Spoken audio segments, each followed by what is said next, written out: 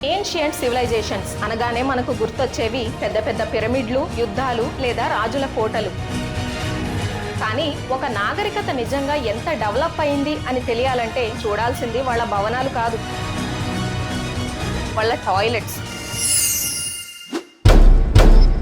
అవును, మీరు విన్నది నిజమే. పూర్వం మనుషులు వాళ్ళ నేచురల్ కాల్స్ ని ఎలా డీల్ చేసేవారు అనే దాన్ని బట్టి వాళ్ళ తెలివితేటలు ఏంటో మనకు అర్థమవుతుంది. ముందుగా మనం ఏన్షియంట్ రోమ్ గురించి మాట్లాడుకుందాం. చరిత్రలో రోమన్లు చాలా గొప్పవాళ్ళు అని చదువుకుంటాం కదా, కానీ వాళ్ళ హైజీన్ అంటే శుభ్రత చూస్తే మీరు షాక్ అవుతారు. రోమ్ లో పబ్లిక్ టాయిలెట్స్ ఉండేవి, కానీ అక్కడ ప్రైవసీ అనే పదానికి అర్థమే లేదు. ఒకే గదిలో దాదాపు 30 మంది పక్క పక్కనే కూర్చుని పని కానిచ్చేవారు. పోనీ అదొకటే సమస్య అనుకుంటే పొరపాటే. పని అయ్యాక తుడుచుకోవడానికి వాళ్ళు ఏం వాడేవారో తెలుసా? ఒకే ఒక్క స్పాంజ్ స్టిక్. అవును, ఒక కర్రకు స్పాంజ్ చుట్టి ఉండేది. ఒకరు వాడిన తరువాత ఆ స్పాంజ్ ని అక్కడ పారుతున్న చిన్న నీటి కాలువలో వెనిగర్ కలిపిన నీళ్లతో కడిగి అక్కడ పెడితే పక్కవాడు కూడా అదే స్పాంజ్ ని వాడేవాడు. అంటే ఒకటే స్పాంజ్ అందరికీ అన్నమాట. వింటేనే ఒళ్ళు జలధరిస్తుంది కదా. ఇక మధ్యయుగపు యూరప్ పరిస్థితి ఇంతకంటే దారుణం. అక్కడ రాజుల కోటల్లో లేదా క్యాజిల్స్ లో గోడలకు వేలాడుతూ గార్డెరోబ్స్ అనే చిన్న గదులు ఉండేవి. అందులో ఒక రంధ్రం ఉండేది. వ్యర్థాలన్నీ నేరుగా కోట కింద ఉన్న గుంతలో పడేవి. ఆ కింద పడిన చెత్తను పాపం పనివాళ్లు చేతులతో ఎత్తేవారు. కొన్ని నగరాల్లో అయితే అసలు గుంతలు కూడా ఉండేవి కాదు.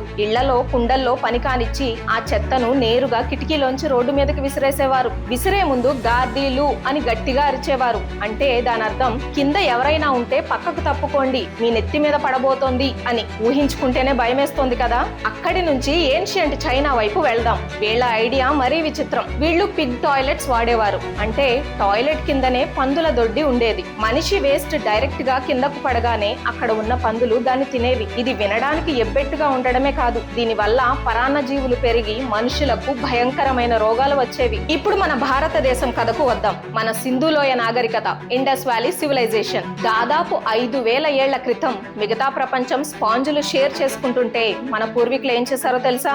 ప్రతి ఇంటికి ఒక ప్రైవేట్ టాయిలెట్ కట్టుకున్నారు. ఇటుకలతో చాలా నీట్ గా కట్టిన టాయిలెట్స్ అవి. అంతేకాదు, పని పూర్తయ్యాక నీళ్లు పోసి ఫ్లష్ చేసే సిస్టమ్ అప్పట్లోనే ఉంది. ఆ నీళ్లు ఇంటి బయట ఉన్న టెర్రకోట పైపుల ద్వారా అండర్ గ్రౌండ్ డ్రైనేజీలోకి వెళ్లేవి. ఆ వేస్ట్ అంతా ఇంటి బయట ఉన్న పెద్ద ట్యాంకుల్లో జమ అయ్యేది. దాన్ని ఎప్పటికప్పుడు క్లీన్ చేసి వ్యవసాయానికి ఎరువుగా వాడేవారు. ఒక్కసారి ఆలోచించండి, 5000 ఏళ్ల క్రితమే రోడ్డు మీద మురికి పారకూడదని, అండర్ గ్రౌండ్ డ్రైనేజీ ఉండాలని, హైజీన్ పాటించాలని మన వాళ్ళు ఆలోచించారు. మిగతా ప్రపంచం కిటికీలోంచి చెత్త విసిరేస్తున్న టైంలో మన వాళ్ళు సివిలైజ్డ్ గా బతికారు. నిజమైన అభివృద్ధి అంటే పెద్ద భవనాలు కాదు, సామాన్యుడి జీవన శైలి. ఈ విషయంలో మన పూర్వీకులు అందరికంటే టాప్ అని చెప్పడానికి ఎంతకంటే ప్రూఫ్ ఏం కావాలి? ఈ హిస్టరీ విన్నాక మీకేమనిపించింది? మన పూర్వీకుల గొప్పతనం గురించి కామెంట్స్ లో చెప్పండి. ఈ విషయం ప్రతి భారతీయుడికి తెలియాలి. అందుకే ఈ వీడియోను తప్పకుండా షేర్ చేయండి.